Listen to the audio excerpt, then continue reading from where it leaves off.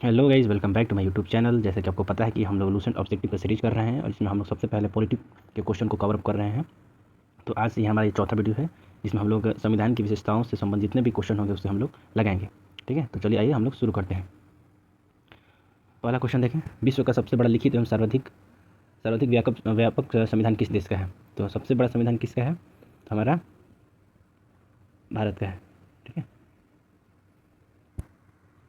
अगला क्वेश्चन देखेंगे, भारतीय संविधान कैसा है? भारतीय संविधान कैसा है? तो ये क्वेश्चन आने वाला भी क्वेश्चन है, कई बार एग्जाम में पूछा जा चुका है। तो भारतीय संविधान कैसा है? तो कठोर है, लचीला है, ना ही कठोर है ना ही लचीला है, अंतः असंतः कठोर असंतः लचीला है। तो ये डी नंबर। ठीक है, अगला क्वेश्चन देखें, भारत का संविधान किस प्रकार का है? तो भारत का संविधान कैसा है? नम्य है, अनम्य है, नम्य अनम्य है। तो क्या होगा? सी होगा।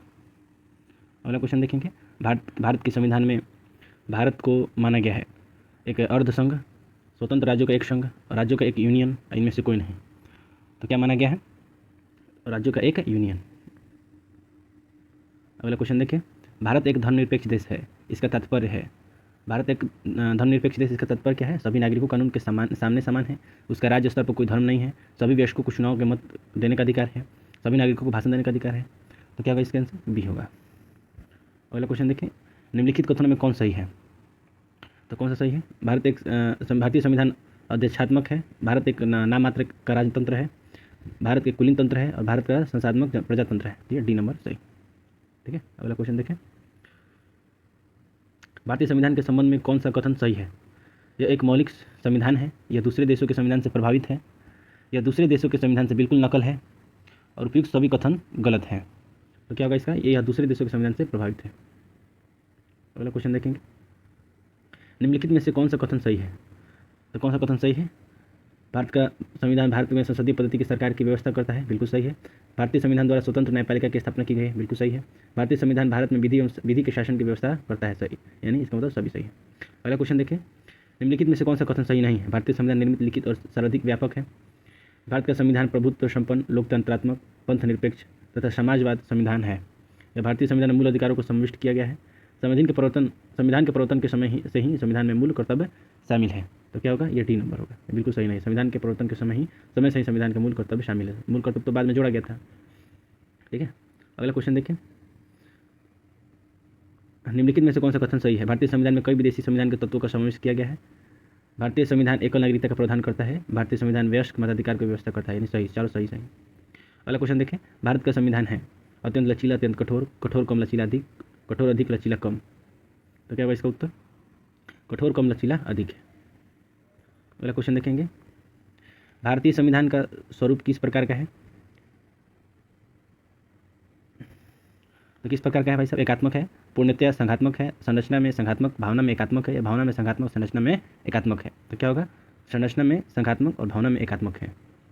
भारतीय संविधान भावना में एकात्मक है, क्यों भावना में एकात्मक है? तो केवल संसद को संवैधानिक संशोधन प्रक्रिया आरंभ करने का अधिकार है, हाँ बिल्कुल सही है।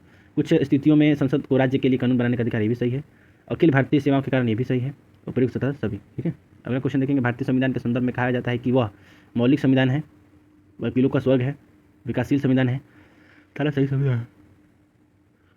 इसका आंसर क्या होगा? तो 14 का डी नंबर, वकीलों का स्वर्ग है। अगला क्वेश्चन देखें, भारतीय संविधान पर सबसे अधिक प्रभाव किसका पड़ा? तो किसका पड़ा भाई साहब? तो भारत सरकार अधिनियम 1935 का। ठीक है, अगला क्वेश्चन देखें, निम्नलिखित में से यह किससे निर्धारित होता है कि भारत का संविधान परिसंघीय है? तो किससे निर्धारित होता है? तो केंद्र और राज्य के बीच शक्तियों का वितरण। अगला क्वेश्चन देखेंगे, भारत में प्रजातंत्र इस तथ्य पर आधारित है कि संविधान लिखित है, यह संविधान अधिकार प्रदान किए गए हैं, जनता से सरकारों को चुनने का, बदलने का अधिकार प्राप्त है, यहाँ राज्य के नीति निर्देशक तत्व हैं। तो किस पे होगा भाई साहब? ये जनता से सरकारों को चुनने तथा बदलने का अधिकार प्राप्त है। अगला क्वेश्चन देखिए, भारतीय संविधान में है, भारतीय संविधान में क्या है? 350 से अधिक आर्टिकल है, 300 से अधिक आर्टिकल है, 400 से अधिक आर्टिकल है, 500 से अधिक आर्टिकल। अभी कितने आर्टिकल है? तो 395। अभी प्रेजेंट की बात करूँ मैं तो 400 से प्लस है। ठीक है, ये तो एग्जाम ओरिएंटेड क्वेश्चन होगा कि कौन से सही करता है, लेकिन जनरली यही सही माना जाएगा, 350 से अधिक आर्टिकल है। भारत में किस प्रकार की शासन व्यवस्था अपनाई गई है? तो किस प्रकार की शासन व्यवस्था है? ब्रिटिश संसाधनात्मक प्रणाली है, या अमेरिकी अध्यक्षात्मक प्रणाली है, फ्रांसीसी अध्यक्षात्मक प्रणाली है, या सामूहिक मंत्री मंडलात्मक प्रणाली है? तो 19 का क्या होगा भाई साहब? बी होगा, ब्रिटिश संसाधनात्मक प्रणाली। ठीक है, भारतीय राजनीति व्यवस्था में इनमें से कौन सर्वोच्च है? तो कौन सर्वोच्च है हमारा? सर्वोच्च न्यायालय या संविधान या संसद या धर्म? तो संविधान हमारा सर्वोच्च है। भारतीय संविधान में संविधान के बृहद होने का कारण क्या है? इनमें अनेक संविधानों के अनुभव समाविष्ट है, इसमें विस्तृत शासकीय प्रावधान है, यह एक बड़े देश के शासन से संबंधित है, यह इनमें से संघ तथा राज्य दोनों सरकारों का संविधान है। तो कैसे क्या होगा? डी होगा। अगला क्वेश्चन देखें, भारतीय संविधान का अभिभावक कौन है? तो कौन अभिभावक होंगे?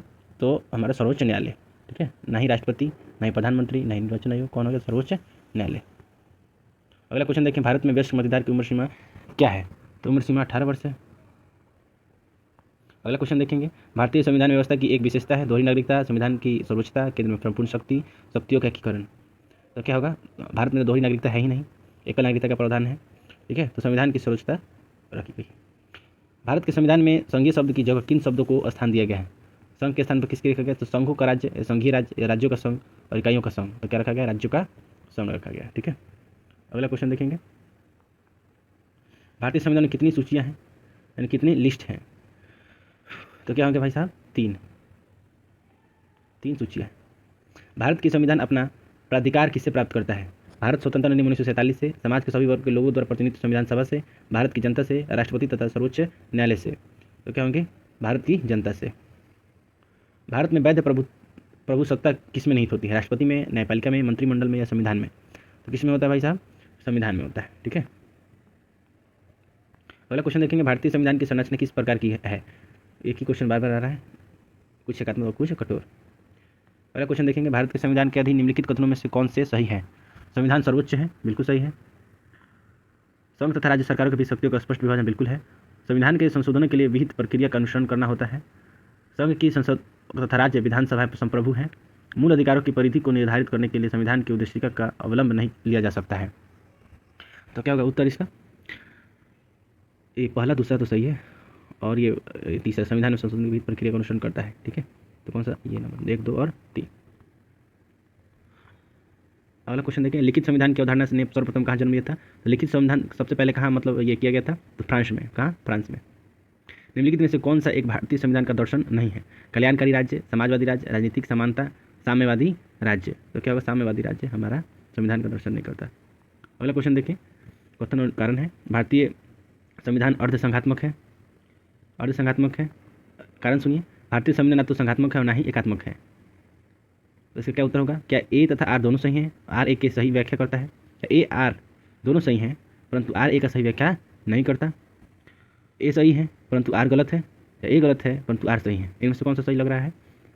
तो ये ए नंबर होगा। क्या होगा? ए नंबर, ठीक है। भारतीय संविधान अर्धसंघात्मक है, और कारण भारतीय संविधान ना तो संघात्मक है और ना ही एकात्मक है, ठीक है। आगे देखें, इनमें से कौन सा भारतीय संघीय व्यवस्था में एकात्मक तत्व है? तो कौन सा होगा एकात्मक तत्व? ये राज्यपालों की नियुक्ति और राज्यसभा में असमान प्रतिनिधित्व, द्विसदनात्मक व्यवस्थापिका, यानी सॉरी कौन का सही होगा? राज्यपालों की नियुक्ति, राज्यसभा में असमान प्रतिनिधित्व, अखिल भारतीय सेवाएं, यानी 2, 3 और 5। भारत में राजनीतिक व्यवस्था के मूलभूत लक्षण हैं। तो कौन से लक्षण हैं? यह एक लोकतांत्रिक गणतंत्र है, ये बिल्कुल सही है। इसमें संस्थात्मक रूप की सरकार है, बिल्कुल सही है। सर्वोच्च सत्ता भारत की जनता में निहित है, बिल्कुल भी सही है। यह एक एकीकृत शक्ति का प्रदान करती नहीं, बिल्कुल गलत है, यानी 1, 2 और 3। अगला क्वेश्चन देखें, निम्नलिखित में से कौन सी विशेषता भारतीय संघ और अमेरिकी संघ दोनों में साझी है? तो कौन सी विशेषता जो है बिल्कुल साझी है? तो संविधान की व्याख्या के लिए संघीय उच्चतम न्यायालय, ठीक है, संघीय उच्चतम न्यायालय। अगला देखें, निम्नलिखित में से कौन भारतीय राज्य व्यवस्था में सर्वोच्च है? संसद, सर्वोच्च न्यायालय, संविधान और धर्म।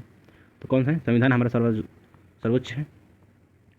भारतीय संविधान का आप किस प्रकार वर्णन करेंगे? आकार के माध्यम में, बहुत छोटा एवं सुसंत, विश्व के सबसे विस्तृत संविधान में से एक है, यह एक लिखित संविधान नहीं है। तो 38 का क्या हो रहा है? सी होगा। किसने कहा भारत एक अर्ध संघात्मक राज्य है? ये बात किसने कहा था? तो किसने कहा था? केसी व्हीयर ने, केसी व्हीयर ने कहा था, ठीक है। ये बहुत ही हाईलाइटेड क्वेश्चन, इसे याद करेंगे जरूर।